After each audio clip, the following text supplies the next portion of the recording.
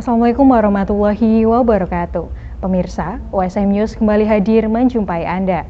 Beragam informasi menarik akan kami sajikan untuk Anda dalam 30 menit ke depan.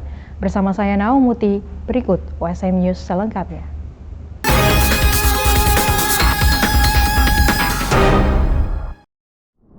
Kolaborasi untuk ketahanan dan kesehatan masyarakat menjadi tema dalam gelaran Expo KKN Tematik 2 Universitas Semarang.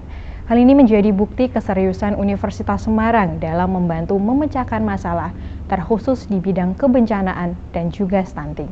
Expo KKN Tematik 2 Universitas Semarang kembali digelar 6 Agustus 2024 di Auditorium Insinyur Wijatmoko USM. Mengusung tema kolaborasi untuk ketahanan dan kesehatan masyarakat, kegiatan Expo tersebut mendapat perhatian dari berbagai pihak. KKN Tematik 2 Universitas Semarang berfokus pada dua topik utama, yaitu penanggulangan bencana dan pencegahan stunting. Wakil Rektor 1 Universitas Semarang Profesor Dr. Insinyur Sri Budi Wahjuningsih MP menyatakan bahwa KKN tematik bertujuan untuk membantu memecahkan permasalahan di masyarakat. Pertama kali bahwa KKN tematik itu adalah KKN yang memang ditujukan untuk membantu memecahkan suatu permasalahan di masyarakat.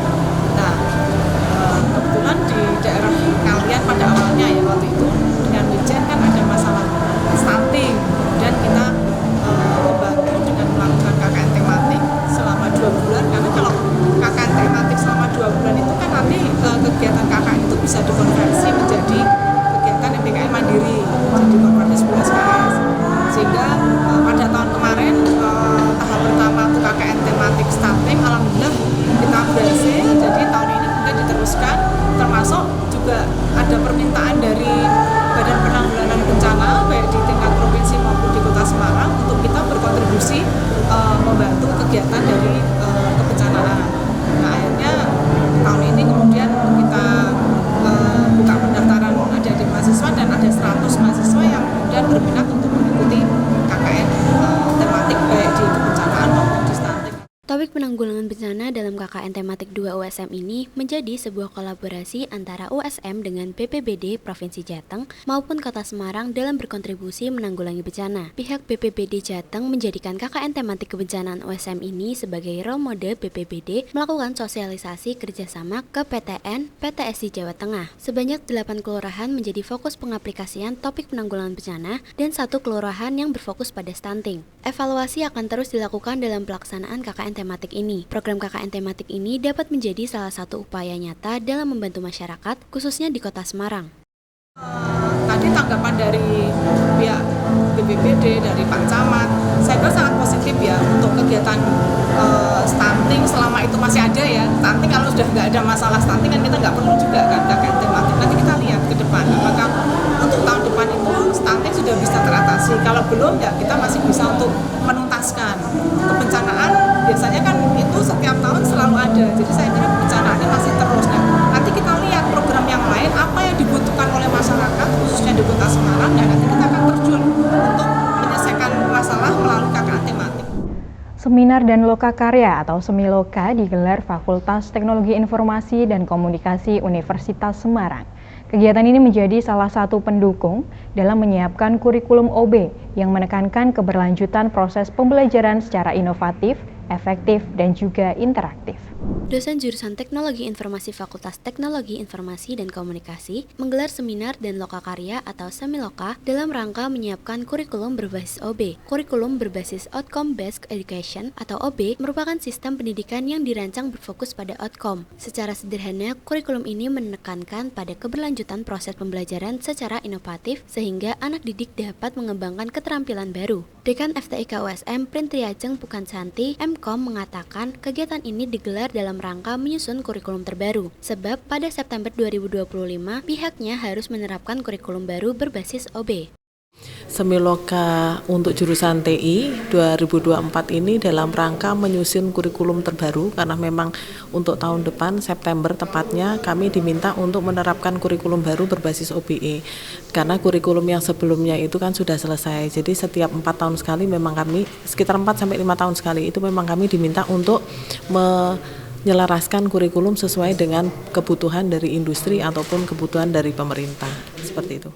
Semiloka dihadiri 80 peserta dari berbagai unsur, baik akademis, mahasiswa, alumni, UMK Kudus, dunia industri, serta Telkom, Smart Friend, EMKG, Diskominfo, BPBD, Cimori, Dinkes Kota Semarang, dan lain-lain. Kegiatan yang berlangsung sehari penuh ini menghadirkan 2 narasumber, Profesor Dr. Ridwan Sanjaya SE, Eskom, MS, EIC dari Unika Sugija Pranata, dan Profesor Dr. Insinyur Eko Sedino Mkom dari UKSW Salatiga. Profesor Eko Sediono menyampaikan saat ini USM terus mengembangkan program-program pembelajarannya, diharapkan nanti akan menghasilkan luaran yang prima, lulusan yang diserap institut yang berkualitas.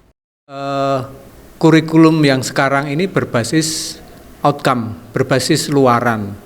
Jadi bukan lagi mahasiswa belajar apa, tapi mahasiswa bisa apa.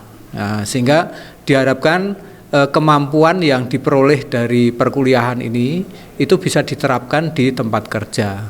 Nah, ini USM terus mengembangkan program-program pembelajarannya yang berbasis luaran ini, diharapkan nanti akan menghasilkan luaran yang prima, lulusan yang diserap oleh institusi yang berkualitas. Pemirsa, Dewan Pimpinan Cabang Partai Kebangkitan Bangsa atau DPC PKB Kabupaten Demak Rabu pagi mendatangi sentra pelayanan kepolisian terpadu Polres Demak. Kedatangan para pengurus DPC PKB guna melaporkan Lukman Edi, mantan Sekjen PKB, terkait pernyataannya yang menyebutkan tidak transparansinya tata kelola keuangan PKB serta pencemaran nama baik terhadap Ketua Umum PKB Muhaimin Iskandar.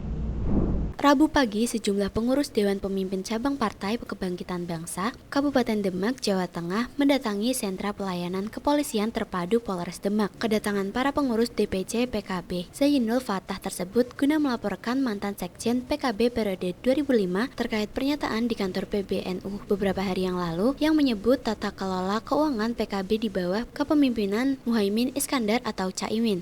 Muhaimin Iskandar atau Caimin tidak transparan. Lukman Edi juga dilaporkan terkait dugaan penyampaian berita bohong serta pencemaran nama baik terhadap Ketua UM PKB Muhaimin Iskandar. Laporan tersebut diterima petugas SPKT Polres Demak untuk ditindaklanjuti. Zainul Fatah, Ketua DPC PKB Demak, usai membuat laporan tersebut menyatakan bahwa apa yang dituduhkan Lukman Edi di kantor PBNU Jakarta Baru lalu adalah bentuk kebohongan dan pencemaran nama baik institut partai PKB.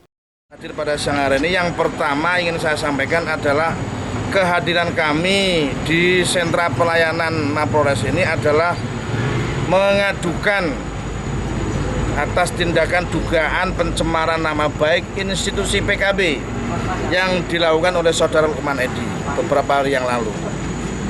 Jadi perlu saya tegaskan, siapapun di dalam negeri ini ketika institusi dicemarkan, institusi manapun dicemarkan, dilecehkan, bahkan difitnah, pasti tidak terima, termasuk di PKB ini.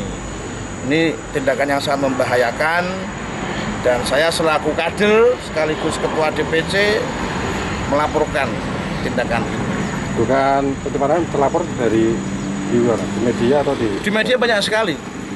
Teman-teman media bisa cek statement-statement Lukman Edi kemarin di dalam media-media, banyak sekali yang isinya adalah ujaran kebencian, fitnah kepada Ketua Umum kami, bahkan pelecehan institusi PKB. Di antaranya apa itu, Pak? Di antaranya apa itu? Banyak sekali, termasuk Transparansi keuangan. Ya, dia menuduh bahwa tidak ada transparansi keuangan pemilu, keuangan pilkada, dan macam-macam. Itu jelas, saya kira dia posisi berada di luar jalur partai, mengatakan seperti itu jelas yang namanya pencemaran nama baik. Harapan kepada aparat penegak hukum gimana, Pak? Ya diproses, karena dia sudah melakukan ujaran kebencian, itu diproses. Ini merugikan partai kami. Kalau Lukman Edi sendiri itu siapa? Yang jelas hari ini bukan siapa-siapa. 10 tahun yang lalu. Yang jelas hari ini bukan siapa-siapa kita. Jadi dia tidak berhak bicara atas PKB yang ada hari ini. Itu aja. Hubungan pada para kader PKB, Pak, menyikapi hal seperti gimana? Ya ini bentuk penyikapan. Ini merisaukan di daerah. Karena di tengah situasi PKB yang semakin baik, semakin bagus, suara naik, justru ancaman eksternal datang menghantui kami. Ini akan kita lawan seperti ini.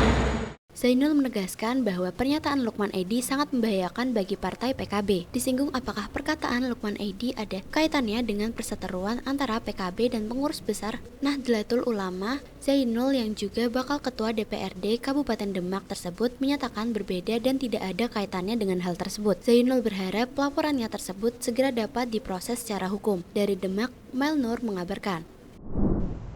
Dalam upaya memperkuat jajaran aparatur sipil negara di Kementerian Kesehatan dengan talenta-talenta terbaik dari kalangan fresh graduate dan alumni, Direktorat Jenderal Pelayanan Kesehatan menggandeng Universitas Hasanuddin Makassar untuk menyelenggarakan seminar umum yang bertajuk Kemenkes Goes to Campus.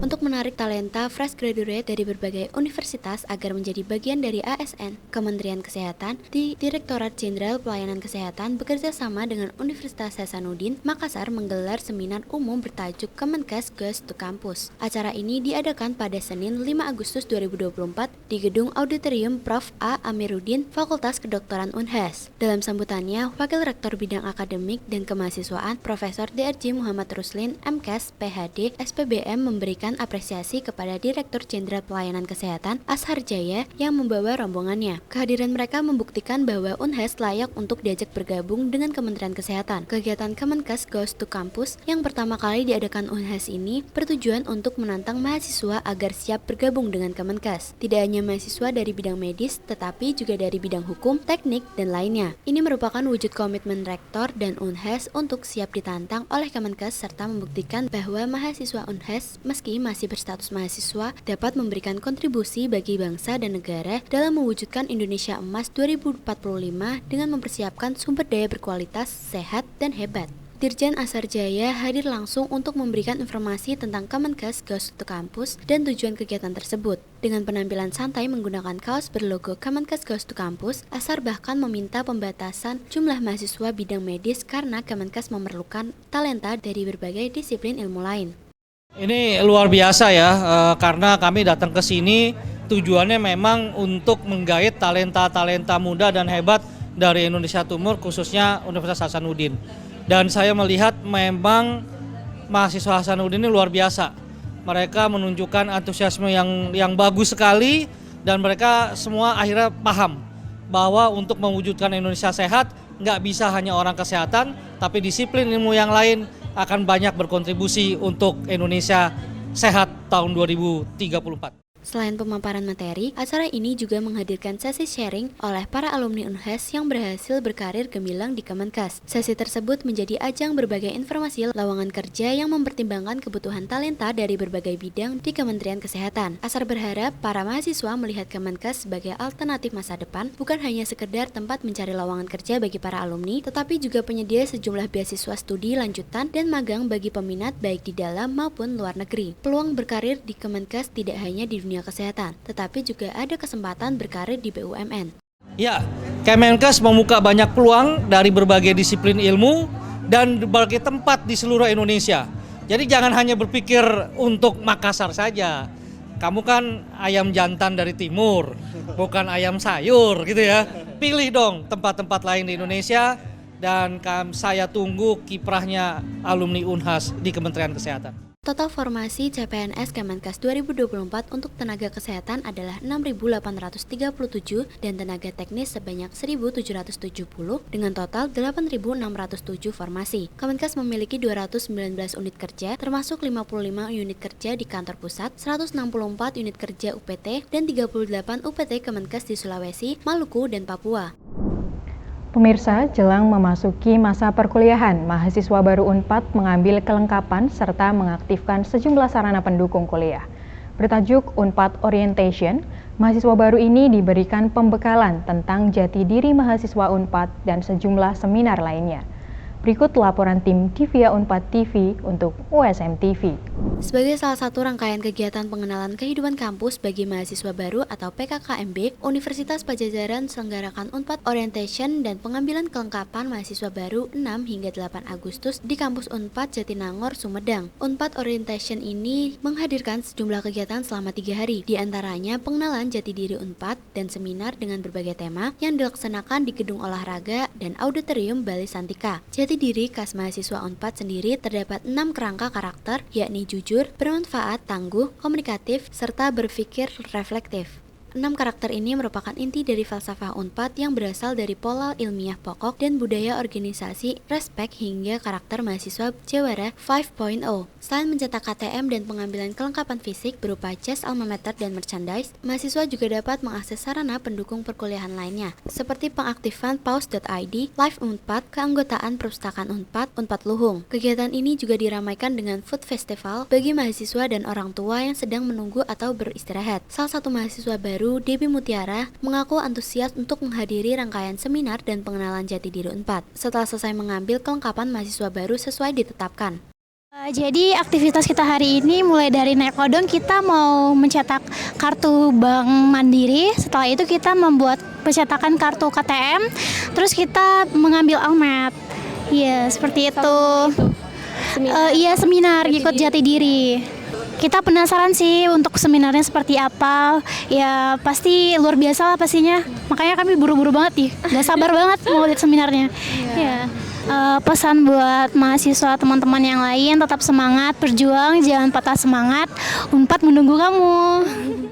Dalam kegiatan orientasi ini juga sejumlah seminar dilaksanakan secara simultan di Balai Santika, baik di lapangan basket, futsal, badminton, serta auditorium. Adapun tema seminar yang diberikan seperti literasi digital, unit layanan terpadu, penguatan karakter dan konseling, serta kegiatan kemahasiswaan. Dari Jatinangor, Sumedang, tim Divia Unpad TV melaporkan untuk USM TV. Pemirsa, pertanian berkelanjutan menjadi salah satu isu global dalam bidang ketahanan pangan. Untuk itu, Fakultas Pertanian UB bersama Wageningen University Belanda melalui kolaborasi riset kedua kampus tersebut membahas perkembangan dan juga berbagai solusi untuk membangun pertanian global yang berkelanjutan dan juga ramah lingkungan. Kerjasama ini merupakan kontribusi FPUB untuk dunia pertanian global di tengah isu perubahan iklim yang terjadi selama ini. Dekan Fakultas Pertanian UB, Profesor Mangku Purnomo mengatakan bahwa kampusnya memiliki berbagai kerjasama dengan kampus di Asia, Amerika, hingga Eropa. Salah satu kampus Eropa yang melakukan riset bersama FPUB adalah Wageningen University Belanda. Kerjasama ini berupa mencari solusi dalam pertanian global yang berkelanjutan, ramah lingkungan, dan menghasilkan produk yang sehat. Tema ini menjadi atensi Fakultas Pertanian UB bersama mitra globalnya agar kampus mampu memberikan kontribusi nyata dalam mengelola pertanian berkelanjutan skala global. Fakultas Pertanian itu memiliki kerjasama dengan beberapa negara di Eropa, di Amerika dan Australia. Salah satunya yang di Eropa ini dengan Wageningen University. Nah, di Wageningen University mereka memiliki program besar namanya Lighthouse Farm.